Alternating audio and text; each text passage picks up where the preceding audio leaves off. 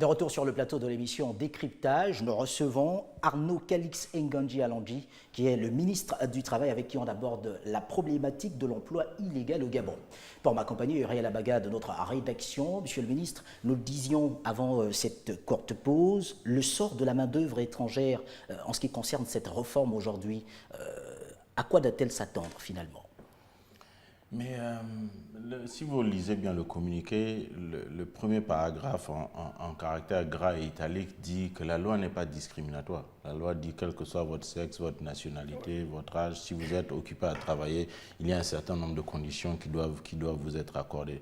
Donc nous ne sommes même pas en train de les regarder comme ne méritant pas leur place. Ce que nous disons bien au contraire, c'est que nous avons un très fort volume de main-d'œuvre étrangère sur le territoire national qui, parce que nous les laissons opérer dans l'informel, ne participent pas à la vie économique et financière de la cité. Donc c'est dit, vous avez 300 000 personnes sur le territoire national, plutôt que de laisser les employeurs les utiliser dans l'informel, à les payer ou à les traiter comme des salariés de seconde zone, allons vers une régularisation. Regardons qui est sur le territoire national, pourquoi ils sont là, on les régularise, on leur donne un contrat de travail, on permet qu'ils contribuent, ils cotisent à l'IRPP, ils cotisent aux organismes de sécurité sociale. Et enfin, on a là un volume bien clair et précis. Ça évite que les gens ne soient dans l'informel ou dans l'illégalité totale. Nous les regardons de façon froide et ensuite maintenant, dans la deuxième phase, on regardera, comme je disais, les grands ensembles. Où est-ce qu'on a le plus de travailleurs étrangers et pourquoi? Une fois qu'on a défini le pourquoi, on définit les formations professionnelles. Mais, monsieur le ministre, vous me permettez de vous poser ces questions assez délicates quand même. D'aucuns ont essayé avant vous. N'avez-vous pas peur aujourd'hui, lorsque vous vous engagez sur ce terrain assez délicat, quand on sait que souvent, certaines entreprises qui emploient en grand nombre de personnes étrangères ont souvent des assises? Mais dans la mesure où ils emploient de la main-d'œuvre étrangère et que le ministre du Travail et le ministère du Travail, par ma voix, leur dit que nous allons regarder à régulariser ce que vous utilisez de façon informelle, je ne sais pas qui a un plaisir à travailler hors la loi et à éviter les contrôles tous les jours. Donc ce que nous leur disons, c'est que regardons les choses en face. Ils sont là, vous les utilisez. Vous avez une société, vous avez 5000 salariés étrangers en situation irrégulière. C'est un exemple, hein, c'est pas. Et ça a souvent rendu impuissants les inspecteurs du travail, par exemple. Non, mais c'est pour ça que je dis que le but ici, c'est justement de dire, ils sont là, vous les employez, acceptons ce fait. Maintenant, vous leur versez de la rémunération et ils ne participent pas ils ne contribuent pas au même titre que tous les autres salariés à accompagner l'État dans ses missions régaliennes, la sécurité, les infrastructures. Donc, chacun doit payer une partie de son revenu en impôts et c'est ce que nous disons d'abord dans le premier temps, c'est de dire, vous avez 100 000 personnes, 200 ou 300 000 personnes sur le territoire, on parle de 300 000 personnes en moyenne. Et ici, on va dire qu'ils sont exonérés de payer toute taxe. Ce que nous disons, c'est que nous les régularisons.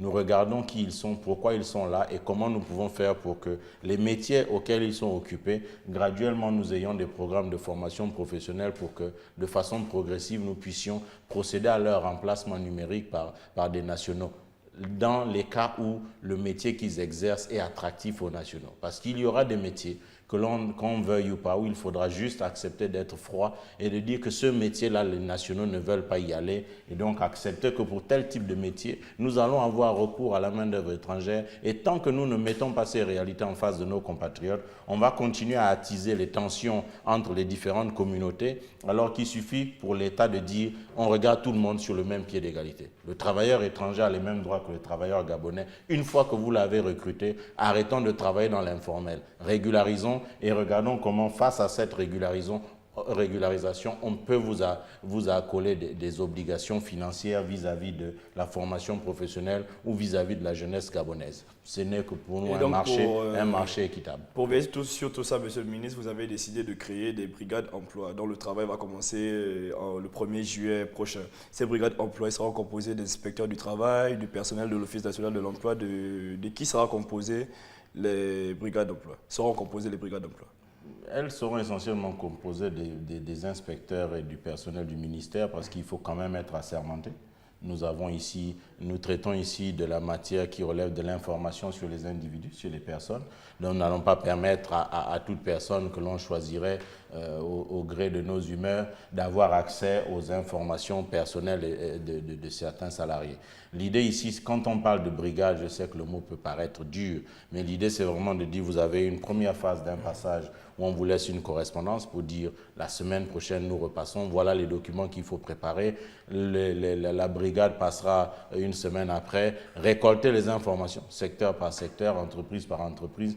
Ce n'est pas un échange entre les gens pour dire oui, pourquoi il est là. Il n'y aura pas cet aspect que les gens envisagent qui est de dire on s'assied, on passe le chef d'entreprise sous une batterie de questions. Non, c'est vraiment nous sommes passés, vous avez du personnel, déclarez-le qu'il soit en règle ou pas, qu'il soit en CDI ou en CDI. Et là où vous avez des vides, où vous ne trouvez pas de personnel, dites-le nous aussi pour que nous regardions maintenant et que nous puissions tirer les conclusions de ces situations ou de ces états de fait. Et donc pour la première phase, vous avez décidé de vous intéresser à l'hôtellerie, à la restauration, au commerce et assimilé, au bois, au sciage et aux aciéries. La première phase n'a pas de délai dans le temps. Quand est-ce qu'elle termine? Quand est-ce que va débuter la deuxième phase? Quels secteurs d'activité seront concernés par la deuxième phase? Non, ici, la première phase, c'est, comme je vous disais, parce que nous n'avons pas. Vous savez que la loi fait obligation à chaque personne qui crée une société d'en faire une déclaration.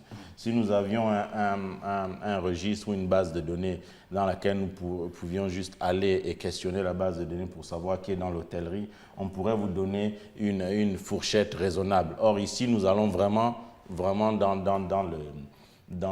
à l'aveuglette en fait. Donc ce qu'on va faire, c'est plutôt des phases par quartier, en disant cette première semaine, on va faire les 3 quartiers, je préfère le leur dire déjà. Le ministère du Travail étant dans les 3 quartiers, on va commencer quand même par regarder autour de nous ce qui se fait et ensuite nous évoluerons progressivement. Vraiment, l'idée ici n'est pas de précipiter quoi que ce soit, c'est de faire le travail bien, dans le calme, de façon à ce que les gens soient en confiance. C'est vraiment la partie qui va commencer le 1er juillet est vraiment une partie d'accompagnement où il y aura essentiellement des dialogues très courtois avec les chefs d'entreprise pour dire nous ne sommes pas ici pour sanctionner ou pour demander de corriger, nous sommes ici pour constater. Et lorsque nous avons constaté, nous irons maintenant rendre compte. Et lorsqu'on a tiré les grandes masses, on peut maintenant s'asseoir avec une corporation en disant voilà, les entreprises qui opèrent dans votre secteur font face à cet ensemble de réalités que le cadre légal ne couvre pas. Asseyons-nous et regardons comment ensemble on s'assure que désormais vous puissiez être dans un cadre quelconque. J'ai eu une question d'une dame qui avait un salon de coiffure en disant si moi, vous mettez au 30% ou au 33% d'impôt sur les sociétés, il se peut que je fasse mon business. D'accord? Par exemple. Mais ici, aujourd'hui, le fait est, si quelqu'un du fisc se présente chez elle, elle aura un redressement sur cette base. Donc, plutôt que de faire la politique de l'autruche et planter la tête dans le sable en se disant « tant qu'on ne m'a pas prise la main dans le sac, je suis à l'aise, je continue dans l'illégalité », c'est plutôt dire « ok, on ouvre une phase de tampon dans laquelle vous ne serez pas sanctionné, mais déclarez-nous vos problèmes, expliquez-nous pourquoi vous vous retrouvez dans ces situations et ensuite nous repartons maintenant vers les autres ministères avec lesquels nous allons travailler pour dire voilà la situation des salons de coiffure. Si nous les gardons à 30% de taux d'imposition, ils vont fermer, descendons-les peut-être à 5 à 10. Il y a vraiment, ici, vraiment, on est dans un tableau blanc. Et il faut que les gens comprennent qu'il vaut mieux être proactif et venir vers nous avec les problèmes chaque fois que les brigades vont passer en disant voilà les réalités de notre secteur parce que des solutions seront proposées à la fin. Donc, si on fait le jeu si on cache des choses, ce qui risque de faire, c'est qu'on va vous dire, ben, vous n'avez pas de problème, donc la loi s'applique à vous dans sa plus grande fermeté. Alors, est-ce que, in fine, l'objectif de cette réforme ne serait pas simplement la gabonisation de l'emploi au Gabon, lorsqu'on regarde dans le fond? In fine, moi il n'y a que les imbéciles qui ne se trompent pas, j'ai milité longtemps pour gabonisation des postes. Et 15 ans plus tard, je peux vous dire que ce mot peut être vide de sens parce que lorsque l'on regarde, lorsqu'on parle de gabonisation des postes, on a tendance à justement ériger ça en processus communautaire. Or, nous, ce que nous disons, c'est qu'ici, lorsque vous avez des compétences, vous devez pouvoir trouver un emploi. Et ce n'est pas parce que vous êtes Gabonais que vous allez forcément avoir un emploi non plus. Il se peut que vous soyez juste pas compétent ou que le métier pour lequel vous voulez vous former n'est pas le vôtre. Donc il y a aussi cette partie où nous devons regarder aussi nos compatriotes de façon froide et leur dire que ce ne sont pas tous les étrangers qui viennent qui sont mauvais. Il y en a qui viennent parce que nous avons réellement besoin de leur présence ici. Et dans ce cas où nous avons réellement besoin de la présence de quelqu'un, le processus qui met 6 mois à 1 an pour que la personne puisse être recrutée est juste pas raisonnable. Un exemple simple, vous prenez quelqu'un qui est compétent, qui est un expert dans son domaine, qui a une opportunité pour venir nous accompagner au niveau national dans un métier pointu, et il a une autre opportunité au Cameroun, une autre opportunité en Chine, une autre opportunité en Malaisie. Si l'entreprise lui dit que monsieur, pour venir au Gabon, entre votre dernier emploi et le prochain, vous avez 6 mois d'hésitation, il va partir ailleurs. Parce qu'il va se dire, je ne peux pas mettre ma vie en pause pendant 6 mois sans avoir la garantie même qu'au bout de 6 mois, mon autorisation est acceptée. Donc, on a quand même ces réalités parce que je regarde le système de façon sobre en disant, il n'y a pas de déviation quand le système fonctionne bien. Quand l'étranger que l'on veut faire venir vient pour une raison avérée, comment est-ce que moi, en tant que ministre du Travail, je lui permets d'avoir accès à cet emploi en 1 semaine, 15 jours, de façon à ce qu'il n'y ait pas ces flottements dans les opérations des entreprises. Pour une simple raison, si vous n'avez pas d'entreprise, vous n'avez pas de travailleurs. Je vais ouvrir une petite parenthèse parce que vous êtes aussi ministre en charge de la jeunesse. Et donc, on parle de gabonisation de certains métiers. Gabonisation, on en parle depuis des années, pas forcément vous. Encore que pour nous, c'était une question. Pas forcément vous, mais les gens parlent au Gabon. Vous avez été directeur général de Gabon Oil Company et j'ai couvert plusieurs de vos activités. Au cours de l'une d'elles, vous parliez d'accompagnement de certains jeunes Gabonais. Je me souviens par exemple d'une dame qui était technicienne de surface à la GOC et à qui vous avez aidé à monter une entreprise qui est en sous-traitance aujourd'hui à Gabon Oil Company. Aujourd'hui, ministre du Travail, ministre en charge de la jeunesse, est-ce qu'il n'y a pas une possibilité de créer une sorte de mutuelle, par exemple, mutuelle de petits coiffeurs gabonais, mutuelle de petits cordonniers gabonais pour gaboniser un peu ces secteurs d'activité qui sont souvent refusés, négligés, rejetés par nos compatriotes? Je commence par la fin. Refusés, négligés, rejetés par nos compatriotes. Oui.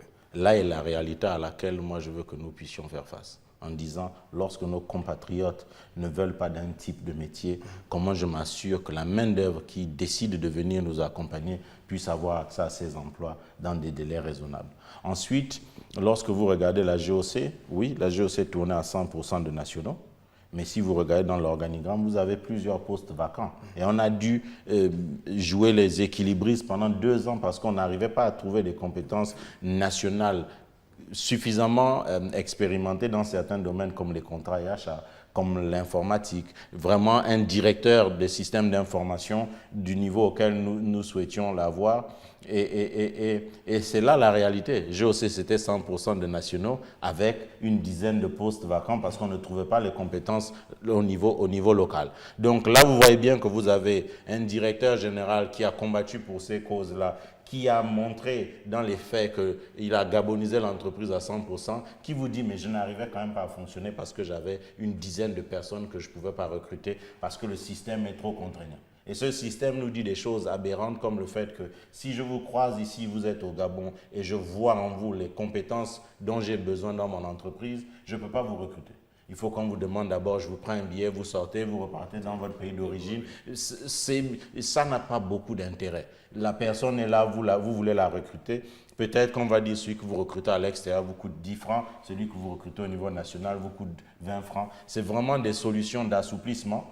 D'autres cas que je peux vous citer, c'est vous avez des gens qui sont en couple avec des compatriotes et qui ont des enfants qui ont 4, 5, 6, 10 ans. Mais la personne est là, ils ne sont pas encore mariés, peut-être parce qu'ils n'ont pas encore jugé utile, peut-être par faute de moyens. Et cette dame ou ce monsieur qui est père de Gabonais, vous allez lui dire qu'il ne peut pas travailler. Et donc laisser 3, 4, 5 de nos jeunes frères aller dans l'oisiveté parce que vous empêchez que leur père ou leur mère n'ait un emploi au niveau national. Donc ça aussi, on doit le regarder de façon froide et se dire que dans ces cas-là, est-ce que nous ne pouvons pas assouplir les conditions d'accès au travail pour ces personnes qui, de façon évidente, ont un intérêt à être au Gabon? Vous avez 3 enfants gabonais, j'ai besoin que ce père de famille ou cette mère puisse scolariser ses enfants, puisse les soigner parce que c'est 3 compatriotes.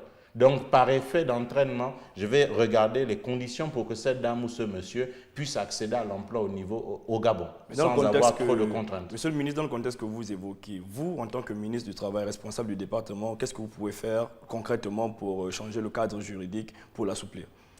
Recenser, analyser, tirer les grandes tendances et légiférer en fonction de ce que je viens de vous dire. Il y a vraiment à faire dans ces domaines. Et lorsque vous verrez les grandes masses, vous pourrez voir aussi les grandes entités pour vous accompagner financièrement en disant, voilà, on a vu des programmes Un jeune, un métier. Mais ces programmes qui étaient des programmes très importants, à la fin, vous allez avoir un taux de déperdition qui est important. Pourquoi? Parce que justement, nous ne l'avons pas accroché à une réalité recensée sur le terrain. Peut-être qu'on a formé les jeunes pour la passion qu'ils avaient. Ils venaient avec un projet, ils venaient avec une envie. Et peut-être qu'il nous a manqué aussi la partie accompagnement en leur disant, OK, ce projet-là peut être intéressant, mais est-ce que tu sais que du côté de Mouila, tu peux gagner 2 fois plus en te focalisant sur tel type de métier? Parce que nous avons recensé, parce que nous savons. Donc, ce genre de programme doit intégrer ce processus beaucoup plus large et nous permettre d'être cohérents et pertinents lorsque nous nous adressons aux demandeurs d'emploi.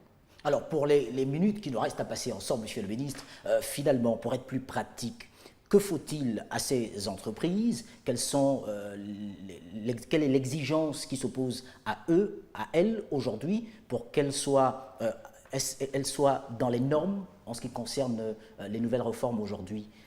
On sait que lorsqu'on est employé, il faut au minimum avoir une immatriculation à la CNSS, il faut... un revenu minimum mensuel, voilà. Un état récapitulatif des cotisations. Voilà. Il y a tous ces éléments. Oui. Aujourd'hui, que faut-il concrètement? Ce que nous disons, c'est que je reviens sur le mot norme. Ce que moi, je suis en train de vous dire ici sur ce plateau, c'est que je vais, à partir du 1er juillet, essayer de regarder les normes avec un esprit neuf, en disant, OK, voici la norme, voici la réalité. La norme est censée quand même prendre en compte un certain nombre de faits que nous avons sur le terrain. Donc, ce qui est attendu des entreprises, c'est une chose, la transparence. Vraiment, nous leur demandons juste d'être transparents et de nous dire, voilà la situation qui est la nôtre. J'ai une dame d'une agence immobilière de la place qui m'a appelé pour me dire, j'ai 5 personnes qui sont ici depuis 15 ans, certains même 20 ans. Comment je fais? C'est une réalité. Ces personnes ont construit, ont des enfants, les enfants sont gabonais. Nous allons regarder en disant, OK, à ce stade, est-ce que vous avez demandé à quelqu'un qui a consacré 25 ans de sa vie au Gabon de dire, demain matin, monsieur, vous pliez bagages et vous partez? Même vous savez que ce serait difficile lorsque les enfants sont scolarisés, lorsqu'ils ont la nationalité. Donc vraiment, ce que nous demandons, c'est de la transparence. De lui dire, voilà ce que vous avez comme réalité. Et lui dire, OK, nous allons accompagner cette réalité avec tel type de réforme.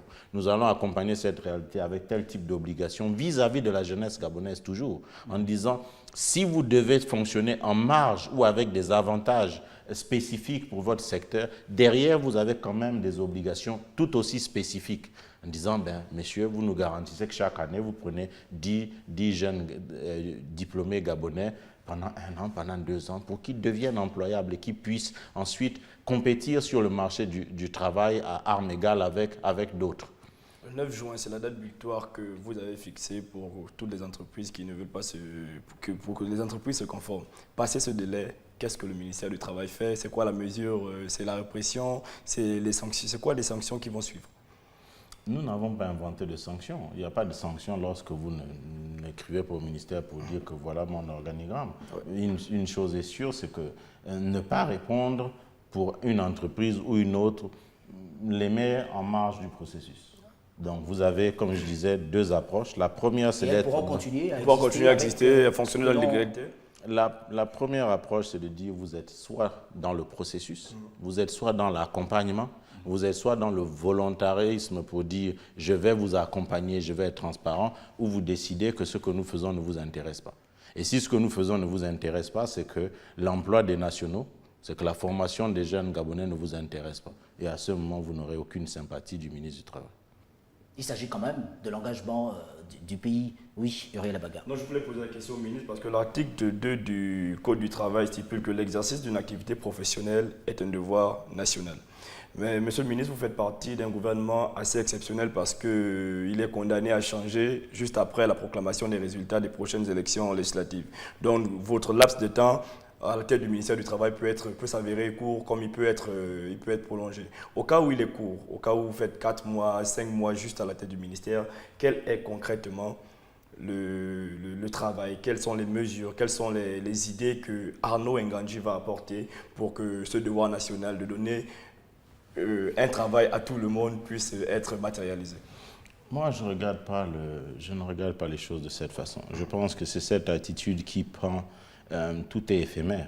Monsieur Ngandji peut passer sous un train dans 1 heure. En sortant de ce plateau, une voiture peut me renverser. Donc, je regarde vraiment les choses. Vous ne le souhaitez pas en même temps. Oui, d'accord, mais c'est quelqu'un d'autre qui décide pour nous tous. Et ce que je dis, c'est que je ne vais pas regarder en termes de délai. Sinon, on aurait pu chercher à passer au calme, au travers les mailles du filet, sans vraiment aborder les choses. Le chef de l'État nous a confié des responsabilités. Il nous a dit, vous n'avez pas d'état de grâce, vous n'avez pas de période d'essai. Vous êtes nommé, vous vous mettez au travail le lendemain matin. C'est ce que nous faisons. Et nous le faisons avec nos qualités et nos défauts. Et nous comptons sur l'environnement autour de nous pour nous remettre d'équerre lorsque nous nous égarons un tout petit peu.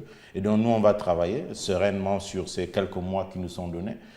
Nous espérons modestement que dans ces quelques mois, nous aurons apporté quelque chose. Ne fût-ce que ce recensement-ci, en 3 mois, on a pu recenser l'ensemble des travailleurs nationaux et étrangers sur le territoire, les avoir segmentés par secteur d'activité, par branche, par emploi. On aura déjà contribué. Nous étions tous dans un syndicat où un de mes amis parlait de technique du colibri. Ce qu'il disait, c'est qu'il racontait une fable d'un incendie de forêt et il disait que l'éléphant vient pour aider à éteindre, le lion vient, mais le colibri aussi. Et tout ce qu'on lui demande, c'est qu'à sa taille, à sa dimension, il puisse avoir au moins la sérénité d'avoir participé à l'effort collectif avec ses moyens. Alors, nous vous demanderons, pourquoi pas, un message à l'endroit de ces nombreuses entreprises installées au Gabon et qui, dans quelques jours seulement, vont devoir se faire enrôler puisque c'est le mécanisme qui est lancé dans la première phase. Je pense que je finirai en leur disant que l'obligation que l'État a, c'est constitutionnel. L'obligation de trouver des emplois ou de créer les conditions pour que nos compatriotes travaillent est un devoir constitutionnel de l'État. Et donc, qui dit devoir à ce niveau dit que la présence d'investisseurs, la présence d'entreprises, que ces entreprises soient viables, est un élément fondamental de ce que nous sommes en train de faire. Donc le ministre du Travail serait hors de ses bottes s'il était en train de poser des actes qui pourraient obérer la pérennité de l'activité économique ou bien la continuité d'exploitation de certaines sociétés. Donc, qu'ils abordent ce passage avec beaucoup de sérénité. Vraiment, nous sommes dans une phase d'accompagnement, nous sommes dans une phase d'analyse, de réforme. Il faut qu'ils soient plutôt constructifs, qu'ils viennent vers nous. Beaucoup de patrons sont venus vers nous pour dire « Ok, on a compris la démarche, nous allons accompagner, voilà les besoins qui sont les nôtres ». Un exemple simple, ça peut hérisser le poil de certains syndicalistes, mais la question de la rupture du contrat de travail est une question que nous allons devoir regarder de façon froide. Aujourd'hui, de l'époque de nos parents, vous entriez dans une entreprise pour en sortir à 60 ans, âge de la retraite. Est-ce que c'est encore d'actualité? Est-ce qu'on n'a pas envie d'avoir un système beaucoup plus flexible où les gens peuvent s'asseoir et se dire « Voilà, je pensais que cette entreprise était la mienne, je me suis peut-être trompé, j'ai besoin de passer à autre chose dans ma carrière professionnelle. » Et vous avez un cadre déjà élaboré qui vous permet de vous séparer les uns des autres sans avoir tous ces conflits, tous ces plans sociaux. Parce qu'aujourd'hui, il n'y a que ça. Licenciement pour motif économique, plan social. Peut-être qu'il faut encadrer et permettre aux gens, au fur et à mesure, de se séparer les uns des autres sans trop de vagues, mais également pour suivre les crises économiques dans lesquelles nous entrons. Si vous avez 500 salariés et qu'en phase de crise économique, la loi vous empêche d'arrimer vos coûts de fonctionnement au niveau de vos revenus, on n'est pas en train de rendre service à qui que ce soit. Pour défendre l'individu, on va compromettre la pérennité de l'ensemble. Ça ne me paraît pas être cohérent. Merci à vous, Monsieur le Ministre. Je rappelle que vous êtes Arnaud Calix Ngandji Alondji, ministre du Travail. Uriel Abaga, merci à toi de m'avoir accompagné pour ce décryptage. Merci également à vous, téléspectateurs. Vous êtes sur Gabon 24. L'émission Décryptage s'achève maintenant. D'ailleurs, l'actualité continue sur Gabon 24.